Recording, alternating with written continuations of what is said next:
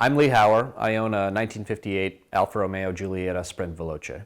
I am one of those people who has loved cars pretty much his whole life. I had toy cars growing up. When I was a kid and into high school, I read car magazines. I remember specifically when I was probably about 4 or 5 years old, my dad took my sister and I to a state fair that had all kinds of carnival activities and pony rides, and my dad said to both me and my sister that we could have our picture taken next to whichever car we wanted. And I happened to pick a red Austin Healey 100 convertible. Just the shape of it and the color of it and the look of it with the windshield kind of sloped down, really interesting to me. And I still have that photo to this day.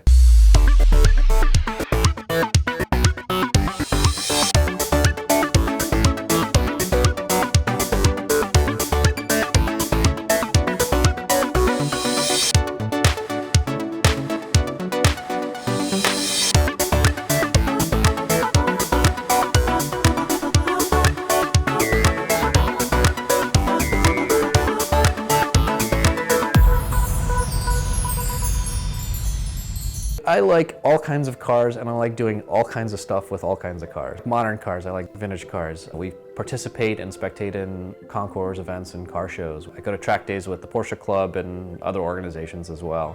For me, it's the experience. The first car that I bought with my own money when I graduated college was already a car that you would think of as kind of an enthusiast car. It was a 2000 Acura Integra GSR sedan. This was an era where they had these VTEC engines that would rev to 7,000, 8,000, really slick 5-speed shifter. I didn't have any kids or anything at the time. My stop to practicality was to have the four-door, because the four-door was actually only about 100 pounds heavier than the coupe, so you still get a lot of performance out of it. I like a number of Italian cars. There's a variety of different marques, obviously, from Italy that have different characteristics and different histories as companies. The two that I'm most drawn to are Alfa Romeo and Lancia, and I'm fortunate to own cars from both companies. For Alfa Romeo, there's a charm and a design and a sweetness to the cars that are really unique. And in addition, they have a pretty interesting racing heritage. I own a 1958 Alfa Romeo Giulietta Sprint Veloce. The Giulietta was really the first mass-produced car that Alfa Romeo made. This car has a relatively small motor. It has a 1.3-liter four-cylinder motor. It was an advanced motor for the time, twin-cam motor, alloy construction. They like to rev. You keep your revs in the 3, 4, 5, 6,000 range, and stay in the power band when you're driving them. It's a very light car, certainly compared to modern standards. But this is a car from the 1950s, so you've got drum brakes and no power steering or other kinds of assist. It's really driving as an experience. You're paying attention, you're shifting manually, and drive the car and apply both your mind and your hands and your feet and your whole body to the experience, and it's a lot of fun. I think it is a sexy car. It was designed by Bertone, and it's just a very lovely shape. When you see that blue car in the sunshine, it really looks spectacular. The color of that car it's what's called Blu Notte. It's night blue in Italian. That's the original color of the car. It's been restored and repainted, but originally was a Blu Notte car with a gray interior. So it's more like a royal blue or a French blue color. When you hear night blue, you think, oh, maybe it's a very dark blue or navy blue type color. As far as we can tell from speaking with other Alfa Romeo enthusiasts in the records, there was only one other Blu Notte Sprint Veloce that was made in 1958. Happens to belong to a friend of mine. To the best of our knowledge, we have the only two Blu Notte 58 Giulietta Sprint Veloces that were ever made.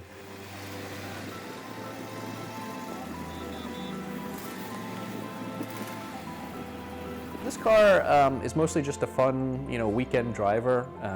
Take it out for fun drives. Go with my wife, go drive for an ice cream or a lunch or whatever. I like sports car racing, endurance racing. I like Formula One. I also like vintage racing. Vintage racing is racing historic race cars. They may not have necessarily had a huge history of the individual chassis, but it's cars that are from 30, 40, 50, 60, 70 plus years ago. And people race them today on racetracks all across, both the US and the world. I'll participate in 4 or 5 events over the course of the year.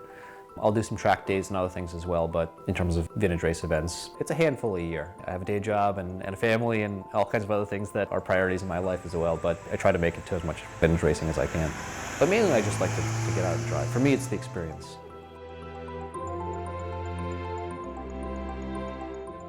And so I'm excited to see the 6C. I think it's a very pretty car. It's an older car. It's a car from the 1930s and styled from the 1930s, but you can still see, you know, some of the curved compound shapes and other things that I appreciate in my Alfa Romeo from the 1950s.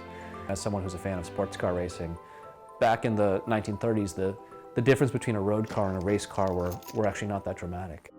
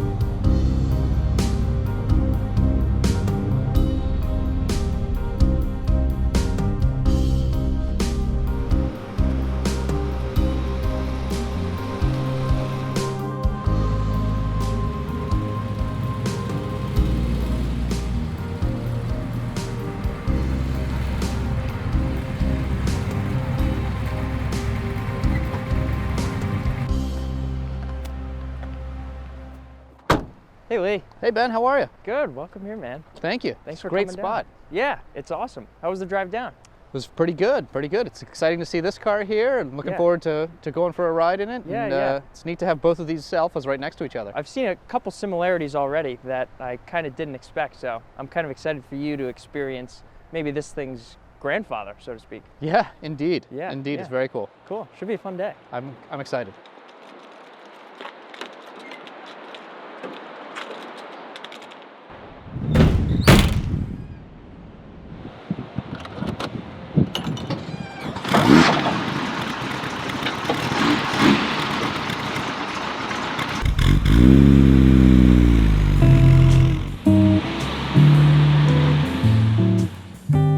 Is this the car that was used for the logo? Yes. Yeah, we just acquired it. A particular inspiration, or just it looked good? It looked good, and it was just a moment. We had bought it of all places at Barrett Jackson. No kidding.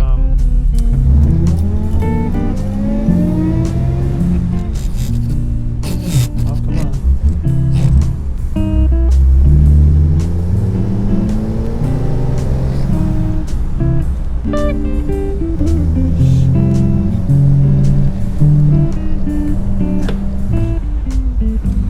Trafficators? Yep. They work sometimes. Yeah. I heard the clunk, so at least the left side worked. Or it went up. Who knows if it went It's down. like this is not centered, and it's kind of loose. I don't know.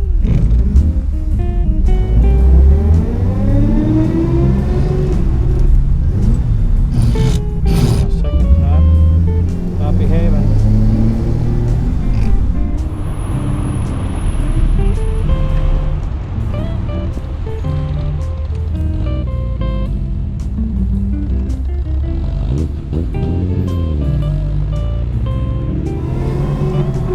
How about that? It's There my you best got it. one yet. Double clutch. Double it, yeah. I mean, this feels like the kind of car you can drive all day long. Yeah. It really is. It really is a grand touring car, you know. Yeah. In this setup. I mean, of course, they raced them and got well known for that, but Yeah, but the road car is really designed for luxury touring cars. yeah, it's a different setup. I mean, they share some DNA, but Yeah. it's really a different car. Yeah.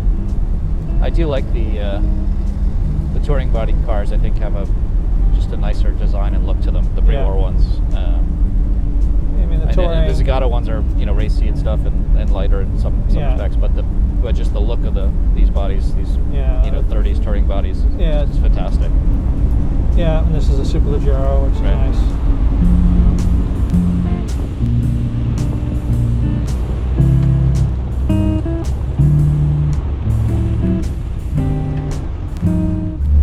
Motor's got good torque. It does. It's a great car. I mean, my little 1300 would have been angry trying to go up the hill start there.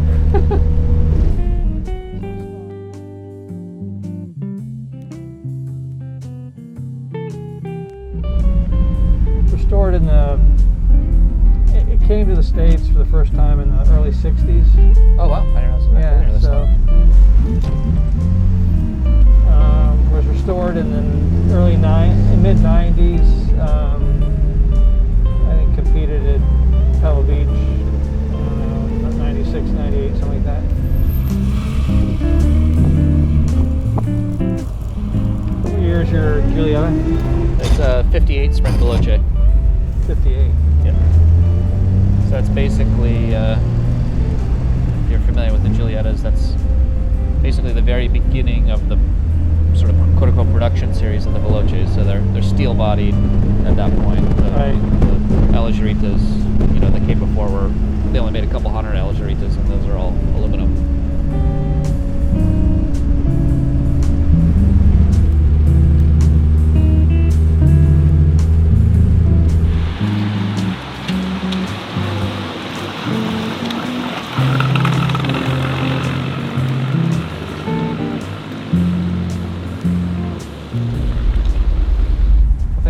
For the chauffeuring. No trouble. Such a lovely car.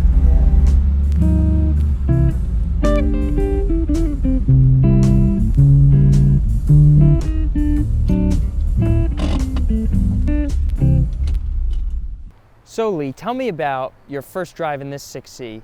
I'm also curious as to if you've ever ridden or driven a Alfa Romeo from this period. It was a great experience. The car drives beautifully. It's also a beautifully styled car too.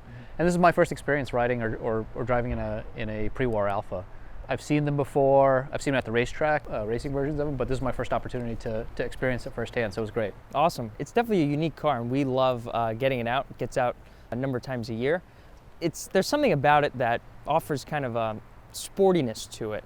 Inline 6, 2500 cc, and it's much lighter than the 2800, for example, with the inline 8. It offers a nice kind of backroads experience. It's very planted, it's very light, and it does feel more modern than it really is. And to think about, in 1938, 39, they were putting out cars with this aerodynamic design along with this kind of power plant. Crazy to think about. Did you feel anything in this car that's similar to your Veloce? Yeah, I mean, there's certain things that you can see, the resemblance or the heritage. Yeah. I think, Alfa Romeo has been around for, over a century, and it's always been a company that has thought about the driver and a driver's experience. Right. And so I think certainly this car was back in the 30s when it was new, it was high performance luxury supercar of the era. Yeah. Whereas this car was more of a mass-produced car after World War II. The Giuliettas, they made in, a sedan, like a family sedan, Right. a two-door, a convertible. So it's different in the sense of this is a smaller car and more mass-produced. This is a high-performance kind of hand-built luxury car. Right. But you could still see the heritage of something that's driver-focused, something where there's an attention to what the experience of driving or riding in a car is like. Yeah. Well, it's funny you mentioned just before we met how the badge has kind of evolved in just 20 years. There are a couple elements in this one that you don't see in that, and maybe that's the company kind of changing from a few cars a year on the brink of a major war to, mass-produced. They have their feet under them, and they've got a huge following around the world. Yeah, I mean, absolutely. Before, World War II, Alfa Romeo was kind of like the Ferrari of their day in the sense of they made, race-winning cars that won Grand Prix and all kinds of different races, and they made very high-performance luxury, sporting cars. And then after World War II, they still had this driver-focused car, and they were still active in racing, but it was more of a mass production kind of company. Right. It's sort of like, before World War II, they were Ferrari, and then after World War II, they became more like a, mass-produced company. Right. So looking back on maybe your drive to Newport today, can you feel the lineage between these two cars? Yeah, I mean, I think, driving my car down here and then riding in this car, you can feel the connection between the two in terms of the philosophy and the care that went into them, even though they're very different cars. Right. Even you just peek in the interior. I mean, your interior looks great, and knowing you drive it regularly is great to hear too. But just the layout of the dashboard and how they paint it and how they organize it and what is more of a preference for the driver. It's interesting, and you can see they're definitely connected. Yeah, I was even just looking at the gauges. These are different in the earlier 6C car, but they're both Veglia gauges. The same maker and sort of different style and very stylistic of what it would look like in the 50s and what it would look like in the 1930s. Right, right. In terms of drivability, how does this car feel to you? Does it feel like it's from the 30s, do you think? Yeah, I mean, I do think that the Alfas from that period were sort of years ahead of most of the other cars in the 1920s Sure. and 1930s. But that being said, there's still some things which are different about this car in terms of the way it drives and the controls and what have you. I noticed in this car you have to double clutch more frequently to engage upshifting and downshifting. This car also has a 4-speed gearbox, but it's synchronized, and you can be sort of a little bit less careful with it than you can with this car. It takes a little bit more precision and care when you're driving this car. It handles really great, and it has a lot more torque in the engine, so you can sort of keep it in lower revs and get off from start. Yeah. This car has a 1300cc little 4-cylinder motor.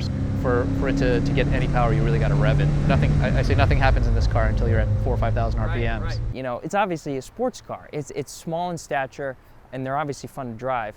Yeah, Alfa built sort of the base Giulietta to start in both 2-doors and 4-door versions, and then they built the Sprint Veloce really to go racing. The first versions of these Sprint Veloces were essentially homologation cars to go race in sports car racing in Europe in the sort of mid to late 50s. And a lot of them got raced against British cars, got raced against Porsche 356s, and this was kind of a small but sporty car at the time. Again, most of the European sports cars after World War II were smaller displacement, nimble cars, because the entire economy of Italy and Germany and France and other places was still rebuilding after World War II. Have you ever considered any type of historic racing with this car? With this car, I've never raced it. I'm fortunate to own another Giulietta, a 1959 Giulietta, which I do actually do vintage racing. Oh, that's fantastic. And so they're similar cars in the sense that they're both Giulietta Sprints. Some people race the Spiders, which are the open cars and the convertible saves you a little bit of weight. Yeah. But my race car, my 59 Giulietta, it's lowered and has stiffer springs and more of a racy motor. So the driving experience is similar in some ways, but also different in a lot of ways. Well, Lee, thanks so much for coming down. Thanks so much for your time today. I hope you enjoyed your first ride in a 6C. This was awesome, Ben. Thanks very much for having me. It's great to be able to be here with you guys with the museum and see these beautiful cars and get to experience it and sort of meet your heroes. So it was really a great day for me. Yeah. Take care. Thanks.